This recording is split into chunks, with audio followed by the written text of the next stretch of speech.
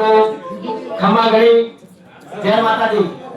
मैं रावल सिंह भाटी, जैसलमेर इंडो पाक बॉर्डर राजस्थान के जैसलमेर जिले से हूँ। और यहाँ पर मैं एक मिनी भारत देख रहा हूँ।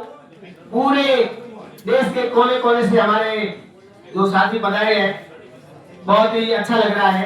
एक दूसरे की संस्कृति को हम कल से जान रहे हैं और हम भी आज ये हमारे जो ट्रेडिशनल लुक है उसमें आए। तो वैसे सबका गुजराती भाइयों का रिक्वेस्ट था, तो मैं एक गाने और उसका भी माहौल नहीं बना है। एक हमारे जो राजस्थान की धरती है जिसके लिए कहा जाता है पग पग सूरा देवली, पग पग सतिया थान, मन डर पे डर मेलता रंग है राजस्थान। हमारा राजस्थान जो कि इतिहास और संस्कृति और क्षेत्रफल में आपको पता ही होगा, राजस्थान दुनिया के आधे देशों से बड़ा है।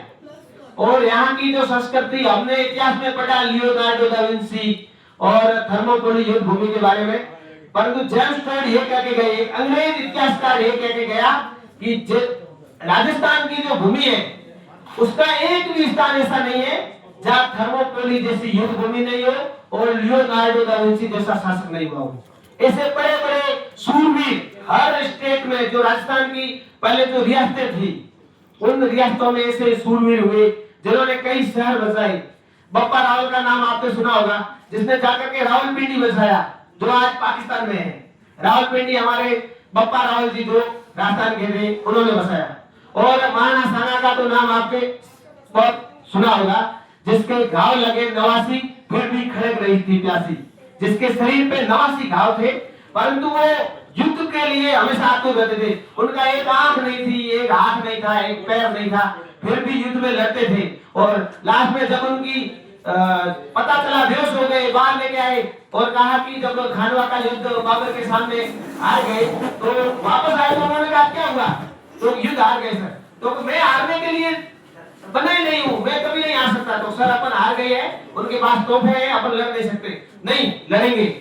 और फिर जब वो मध्य प्रदेश में कालपी के स्थान पर उनके साथियों ने उनको जहर देना पड़ा, उन्होंने जहर दे दिया कि ये तो खुद ऐसा इसके जुनून सवार है, ये खुद तो मरेगा, हम सबको मरवाएगा।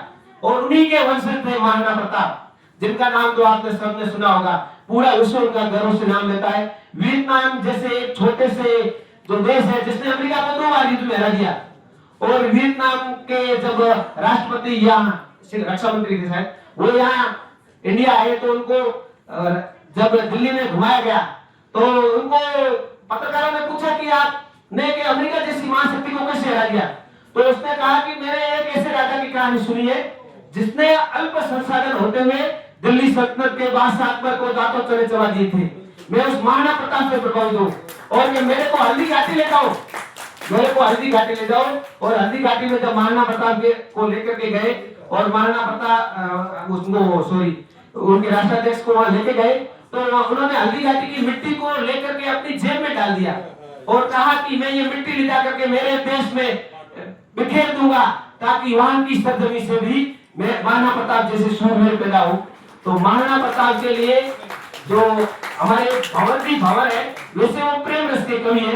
उन्होंने एक छोटी सी कविता लिखी है, आपको भी समझ में आएगी, हिंदी में।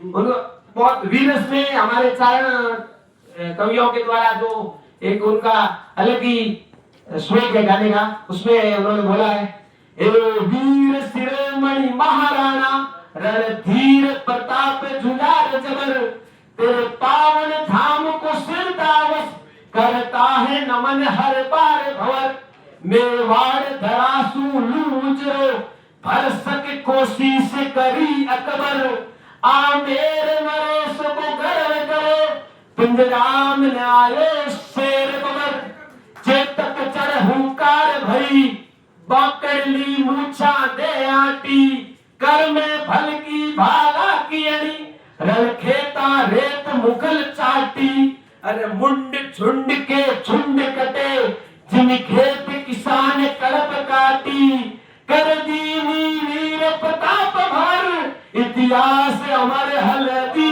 घाटी। बहुत बहुत धन्यवाद। जय राजस्थान, जय हिंदुस्तान। जय जय भारत माता की जय। जय